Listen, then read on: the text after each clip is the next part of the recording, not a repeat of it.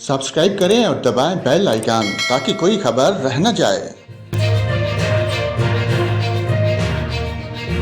नाज़रीन, आपको अपडेट करें, कराची के मुख्तलिफ इलाकों में कहीं हल्की और कहीं तेज़ बारिश हुई, जिससे गर्मी का जोर किसी हद तक कम हो गया। शहर के मुख्तलिफ इलाकों मलेर, शाह फैसल कॉलोनी, नागन चुरंगी, न्यू कराची और नॉर्थ कराची में बारिश हुई। FB एरिया, यासीनाबाद, गुलशन इकबाल और गुलिस्तान जोर के मुख्तलिफ इलाकों में हल्की बारिश हुई।